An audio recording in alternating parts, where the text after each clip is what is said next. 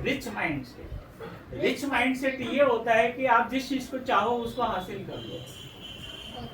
क्या degree important है कि बिजनेस? लोग जैसे कि कहते हैं कि भाई पढ़ लिख लो, कुछ बड़े बन जाओ, या फिर पढ़ना इम्पोर्टेंट है या बिजनेस ज़्यादा इम्पोर्टेंट है? पढ़ना भी उतना ही जरूरी जितना बिजनेस, क्योंकि अगर मैं पढ़ा लिखा रहूंगा या आप पढ़े लिखे रहेंगे तो आप इंडिपेंडेंटली आप अपना बिजनेस भी कर सकते हो, आप अपना कोई भी काम है वो कर सकते हो, आप डिसीजन मेकर बन सकते हो अगर आप पढ़े लिखे हैं। अगर आप पढ़े लिखे नहीं होंगे तो आपको डिसीजन किसी दूसरे से लेना पड़ेगा कि मैं करूं या नहीं करूं। इसलिए बिजनेस में आपको पढ़ाई भी जरूरी है और बिजनेस भी जरूरी है। रिस्क लेना कितना इम्पोर्टेंट है? जैसे कि मैंने एक प्लॉट खरीदा, बट अगर मुझे उस कंपनी में ट्रस्ट नहीं है, तो रिस्क लेना कितना इम्पोर्टेंट है कि कोई भी कंपनी में कुछ भी डाल लो, अगर तो वो कंपनी उठ के चली गई तो मेरा तो पैसा गया 40 या 50 या फिर जितना भी मैंने इन्वेस्ट किया। तो रिस्क लेना कितना इम्पोर्टेंट है? रिस्क वाली बात तो देखो हर कदम पर होता है। जैसे अभी मुझे यहाँ से बोला जाए कि आपको यहाँ से स्टेशन जाना है, तो स्टेशन से अगर मैं वॉक करके जा रहा हूँ या रिक्शा में भी जा रहा हूँ तो कम से कम 50 रिक्शा मिलेंगे, 10 गाड़ियाँ मिलेगी, तो किसी भी टाइम कोई भी एक्सीडेंट हो सकता है स्टेशन से काम पहुँचने के पहले। तो रिस्क तो हर सेक्टर में होता है, हर जगह होता है, नौकरी में भी होता है, बिजनेस में भी होता है, पढ़ाई लिखाई में होता है, घर में रह रहे वहाँ पे भी रिस्क होता है, हर जगह रिस्क होता बिजनेस में बहुत बड़ा रिस्क होता है। है। हाँ, लेकिन बिजनेस में जो रिस्क होता है और रिस्क टेकिंग कैपेसिटी जिसकी होती है ना, वही बिजनेस में आगे बढ़कर सक्सेस हो सकता है। तो रिस्क तो लेना ही पड़ेगा, और रिस्क उतना भी मत लो कोई भी। आज मैं ये कहता हूँ रिस्क उतना ही लेना चाहिए जितनी हमारी कैपेसिटी है। अगर मेरी रिस्क लेने की कैपेसिटी सपोज 10 लाख की, तो मैं 10 लाख का रिस्क ले सकता हूँ। बट वो भी बहुत बड़ा इन्वेस्टमेंट है ना। हाँ है बड़ा, लेकिन मेरे लिए जितना बड़ा है उससे कुछ कम नहीं करते रिस्क ले सकता हूँ। उसकी वजह से अगर वो डूब भी गया तो मैं रोड पे नहीं आना चाहिए। अगर मेरे पास समझो 1 करोड़ है तो मैं 1 करोड़ का रिस्क ले सकता हूँ। आजकल ऑनलाइन बिजनेस ज़्यादा अच्छा है या ऑफलाइन? जैसे कि अगर मैंने ऑनलाइन पे कोई वेबसाइट देखी किसी बिजनेस की और मैंने वहाँ पैसा लगा दिया, तो वो अच्छा है कि ऑफलाइन बिजनेस अच्छा है? कि भाई जैसे मैं आपके ऑफिस में आई हूँ, मेरे को मुझे लगा कि ये प्लॉट लेना अच्छा है, मैं ले लेती हूँ, तो ये अच्छा है कि ऑनलाइन अच्छा है? मतलब दोनों में रिस्क है। ये दोनों अलग अलग चीजें। ऑनलाइन सिस्टम अभी कुछ वर्षों से शुरू हुआ है, उससे पहले सारा बिजनेस जो है वो ऑफलाइन पे ही होता था। ऑफलाइन में बिजनेस में क्या फायदा है, ऑनलाइन में क्या फायदा है, वो मैं बता देता हूँ। सबसे पहले हम लोग ऑफलाइन की बात करते हैं, क्योंकि ऑफलाइन हमारा ट्रेडिशनल बिजनेस है, बहुत पुराना बिजनेस है। जब से बिजनेस की शुरुआत हुई है ऑफलाइन पे ही हुआ है। ऑफलाइन में जब बिजनेस करते हैं तो हम जो भी क्लाइंट है, जो भी हमारे कस्टमर हैं, उनसे पर्सनली मिलते हैं और पर्सनली उनको जानते हैं, पहचानते हैं, उनसे बातें करते हैं, उनको हमारी चीजें बताते हैं, उनकी चीजें हम सुनते हैं। उसके लिए आप चाहे 1 मिनट लगाओ कि 1 घंटा लगाओ, वो आप दोनों का टाइम के ऊपर डिपेंड करता है। और हम दोनों एक दूसरे को समझ के उसमें अगर वो पैसा लगाते हैं या हम एक दूसरे के साथ बिजनेस करते हैं तो उसमें रिस्क 99.9% कम होता है। अब रहा ऑनलाइन का बात, तो ऑनलाइन बिजनेस भी अच्छा है, उसमें रिस्क कुछ है नहीं वहां पर, लेकिन ये है कि काफी सारे अननोन लोग हमें मिलते हैं वहां पर, और जो भी मिलते हैं फिर उनसे काम करना या नहीं करना वो इतना जल्दी डिसीजन नहीं लिया जाता है। ऑफलाइन ऑनलाइन मतलब सॉरी ऑनलाइन होने के बाद भी उनसे पर्सनल मीटिंग तो करना ही पड़ता है, उसके बाद ही फाइनल डिसीजन होता है करना है या नहीं करना। यंग जनरेशन को कोई एडवाइस देना चाहेंगे इस बिजनेस के बारे में, या फिर कोई बच्चा बिजनेस स्टार्टअप करना चाहता है तो उसके बारे में कोई एडवाइस देना चाहोगे कि भाई क्या स्टार्टअप करें? सबसे पहला बिजनेस क्या खोलें? बिजनेस तो देखो कई तरह के होते हैं, सबको अपना अपना जो पसंद है उस हिसाब से वो बिजनेस कर सकता है, और बिजनेस तो करना ही चाहिए यंग जनरेशन को मैं बोलता हूँ। क्योंकि मैंने भी जब अपने बिजनेस की शुरुआत की थी तो मुझे भी शुरुआत में बिजनेस नहीं मिला था। मैंने भी 10 साल 12 साल नौकरी की है। नौकरी करने से मैंने काफ़ी कुछ सीखा। क्या सीखा? अगर मैं मालिक बन जाता हूँ तो मुझे मेरे लोगों से कैसा व्यवहार करना चाहिए, छोटे के साथ कैसा, बड़े के साथ कैसा। मेरा अगर प्यून है, मेरा स्टाफ है, मेरी टीम है, तो मुझे उनके साथ कैसा व्यवहार करना चाहिए मैंने नौकरी में जाने के बाद ही सीखा। तो मैं बिजनेस कर रहा हूँ तो आज मुझे वो सारी चीज़ एप्लीकेबल हो रही है, मुझे काम आ रही है, और मैं बिल्कुल वही उसी तरीके से मैं मेरे लोगों के साथ व्यवहार करता हूँ। तो नौकरी करने से ये एक्सपीरियंस आया।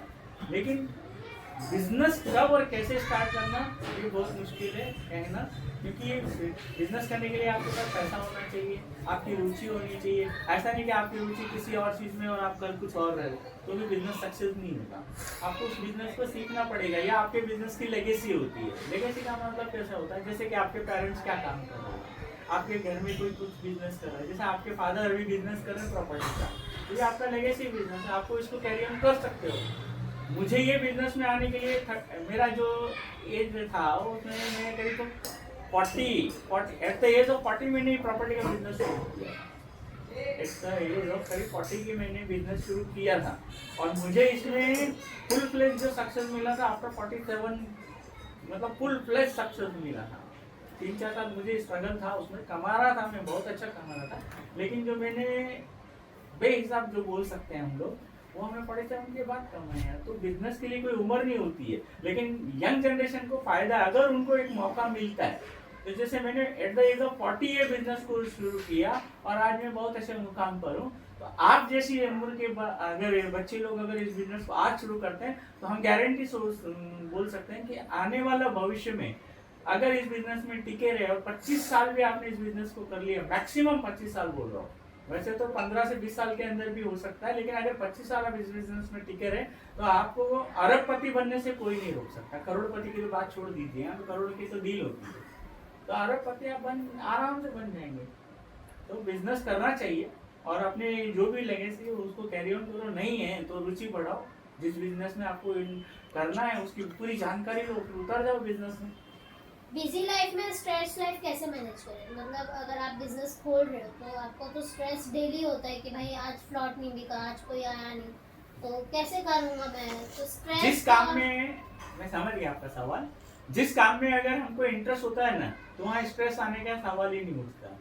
हमें तो कभी थकान लगती ही नहीं है, कभी स्ट्रेस होता नहीं, कभी बोरियत भी नहीं लगता, क्योंकि ये काम मेरा इंटरेस्ट का काम है। मुझे मजा आता है इस काम को करने में, मुझे अच्छा लगता है। और जब कोई जिस किसी काम को अच्छा करने के लिए अच्छा लगता है, और अपनों को पैसा कमा के देने में मजा आता है, या मुझे भी पैसा आ रहा है, तो फिर बोरियत होने का, थकान होने का या स्ट्रेस होने का तो नाम ही नहीं है। ओके, तो आज की जनरेशन के बारे में आपने बात किया। अभी कोई यंग जनरेशन या फिर 20 ईयर का कोई लड़का देख रहा है आपको, तो अगर उसको भी इस बिजनेस में आना हो, जैसे होम एलिगेंस में आना हो, तो वो अगर मुंबई में नहीं रहता है, 20 ईयर की लड़की या फिर 20 ईयर का लड़का अगर इस बिजनेस में आना चाहे, और अगर वो मुंबई में नहीं रहता है, या ये ब्लॉग से कोई बाहर का कोई इंसान देख रहा हो, वापस 20 साल की लड़की या 20 साल का लड़का अगर ये पॉडकास्ट चैनल देख रहा हो, अगर उसका मन बन जाए कि भाई मुझे राजू राजौरिया के साथ काम करना है इस कंपनी में, और अगर वो, हर कोई तो मुंबई में नहीं रहता है, या फिर ये पॉडकास्ट सिर्फ मुंबई में ही नहीं होता है, सब जगह दिखता है ये, तो कोई इंसान आपके पास आवे, कैसे आवे? बहुत अच्छा सवाल किया आपने, क्योंकि यंग जनरेशन से माँ बाप को भी बहुत उम्मीद होती है, समाज को भी बहुत उम्मीद होती है। तो आजकल का जो जमाना है ना, आपके तक पहुंचने का जरिया क्या है? मैं बता रहा हूँ, वही मैं बता रहा हूँ।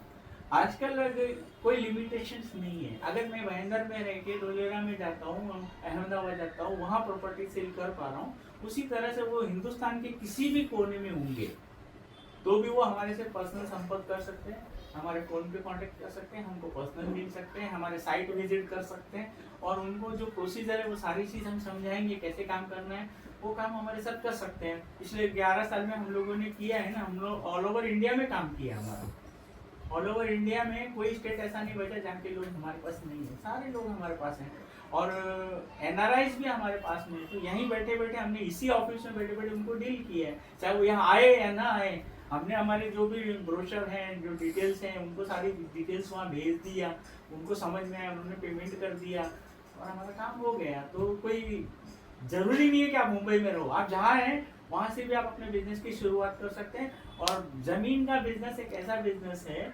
इसलिए हर किसी को जरूरत होती है। घर की किसको जरूरत नहीं है? सबको जरूरत है, तो हर किसी की जरूरतों को हम पूरा कर सकते आज भी आपको कोई फियर लगता है? हैं। कोई डर नहीं है, कोई डर नहीं है। ये बिजनेस में आप 35 साल हो गए, इसमें क्या डरना। अभी तो हम, जैसे आप बोलते हैं ना, कहावत है, जब साइकिल चलाना सीखते हैं ना कई लोग, तो साइकिल चलाने के टाइम पे हमको आगे पीछे से लोग पकड़ के रखते हैं, हमारे साथ पीछे भागते हैं, फिर साइकिल चलाते हैं, फिर उसके बाद वो धीरे धीरे थोड़ा छोड़ेगा, फिर पकड़ेगा, थोड़ा छोड़ेगा, फिर पकड़ेगा, ऐसा साइकिल चलाना सीख जाते हैं। और थोड़ी देर के बाद में, 1-2 दिन के बाद में वो साइकिल चलाना भी सीख जाता है, पूरी तरह से सीख जाता है। उसके बाद में फिर क्या करता है, फिर हैंडल भी छोड़ देता है, फिर पैर भी ऊंचे कर लेता है, फिर भी साइकिल चलाता है। तो आज हम पूरा फ्री स्टाइल में साइकिल चला रहे हैं, वैसे ही समझ लीजिए। हमें ना तो कोई ऑफिस की जरूरत है, ना बैग की जरूरत है, बस सिर्फ हमारा मोबाइल हमारे पास होना चाहिए और मैं वहाँ होना चाहिए। ये भी कोई जरूरी नहीं, सिर्फ फोन पे हमारा काम हो गया, हम कहीं पे भी, यहाँ बैठे बैठे कहीं से भी हम बिजनेस ला सकते हैं, कर सकते हैं। मनी और पीस, मनी और पीस, ये दोनों अलग चीज है। पीस, पीस से रिलेटेड अभी समझ लीजिए, कोई भगवान के साथ, भगवान की शरण में जाके भी पीस लेता है, कोई गार्डन में जाके पीस लेता है, कोई अपने गुरु की शरण में जाके पीस लेता है, कोई अपने माता पिता की शरण में जाके पीस लेता है किसी को। तो सबका अपना अपना नजरिया है, जहाँ भी जिसको जो सुख सुकून चैन मिलता है, वो वहाँ जाके उठे बैठे तो उनको चैन तो मिलेगा। हाँ, पैसा अगर है तो आपके पास चैन तो आना ही है, उसकी लिमिट होनी चाहिए। पैसा कमाने की कोई लिमिट नहीं है, बट आप एक लिमिट तय कर लो कि भाई इतना आ गया, उसके बाद जो आ रहा है वो अपना नसीब ऊपर वाला दे रहा है, तो आपको चैन हो जाएगा। जैसा आपने कहा गुरु में शरण मिलता है, पीस मिलता है, तो आपका इस लाइन में कौन गुरु है? मतलब कोई तो होगा, जैसे कि विवेक बिंद्रा जी है, बहुत सारे बिजनेसमैन है, तो आपका कौन है जिससे आपको एकदम बोलते हैं ना मिलता है कि भाई इस बंदे की वजह से ही आज मैं हूँ इधर, या फिर ये बंदा मुझे आइडिया देता है बिजनेस के लिए? हाँ, इस बिजनेस में अगर मैं ग्लोबल सिटी की मैं बात करूँ तो यहाँ पर जो मेरे गुरु हैं वो हर्षद भाई शाही हैं। उनकी सारी जानकारी मिलने के बाद, उनसे सारी जानकारी लेने के बाद वही हमें सारे गाइड करते हैं। और जो भी हमें प्रॉब्लम्स होती है, हमें भी कुछ लगता है कि कुछ कमी है या हमको कुछ जानकारी चाहिए, तो हर्षद सर से ही हम डिस्कशन करते हैं और वहीं से हमें सारी जानकारी मिलती है। तो हर्षद भाई हमारे इस ग्लोबल सिटी बिजनेस के लिए या जमीन के बिजनेस के लिए मेरे सबसे बड़े गुरु हुई हैं, क्योंकि मैंने आज तक उनके साथ जो करोड़ों का बिजनेस किया है, 1000 प्लॉट सेल किया है, तो उनके ही सलाह मशवरा से हमारा काम होता है। तो मेरे लिए आज भी वही है और हमेशा वही रहेंगे। हर्षद भाई साहब मेरे गुरु रहेंगे। One word for success. One word for success. One for? One word for success. One word for success. जो मन में आता है वो काम करो, सक्सेस जरूर मिलेगी। मन में तो बहुत कुछ आता है, लेकिन नहीं, हर लेकिन चीज हर में किसी सक्सेस में नहीं होगा। जैसे मैंने अभी पॉडकास्ट चालू किया, ब्लॉग चालू किया, मुझे उसमें बहुत कम मिल रहा है। तो कोई इंसान चालू कर रहा है, उसको तुरंत किसी एक सक्सेस नहीं सब्जेक्ट को, मिलता है। किसी एक सब्जेक्ट को आप उसके चूज कर लीजिए कि मुझे ये करना है, और उसके पीछे दिल, दिमाग, आत्मा, जान से लग जाइए। चाहे उसको 5 साल लगे या 10 साल लगे, लेकिन उस बिजनेस, उस काम को करते रहिए, आपको सक्सेस मिलना ही मिलना है। इसके लिए एक एग्जांपल दे सकता हूँ। मोदी जी बचपन से पॉलिटिक्स में आए नहीं, सेवा में लगे, सेवा से करते करते आरएसएस में आने के बाद उनको राजनीति में आना पड़ा, और तब से लेके आज तक एट द एज ऑफ 75 आज वो हो चुके हैं, और वो सिर्फ राजनीति राजनीति और राजनीति। चाहे तो आज वो बिजनेसमैन भी बन सकते थे, लेकिन नहीं कर रहे। उनका सिर्फ एक ही मकसद है, सेवा, सेवा और सेवा। तो सेवा के लिए उन्होंने जितने भी ओहदे पार किए हैं वो किए, और आज दुनिया के सबसे बड़े नंबर 1 पोजीशन पे हैं। हिंदुस्तान की नंबर 1 पोजीशन में नहीं, दुनिया की नंबर 1 पोजीशन पे से। अब वो दुनिया के बारे में सोचते हैं। Okay, thank you for so much. आपने इतना मुझे टाइम दिया, अपना सब कुछ छोड़ छाड़ के आपने मेरे लिए पॉडकास्ट में आए, इसलिए बहुत बहुत धन्यवाद। आपका भी बहुत बहुत धन्यवाद। आपका ये जो पॉडकास्ट आपने लिए है मेरे लिए, मुझे भी अच्छा लग रहा है, और wish all the best for the next podcast. धन्यवाद।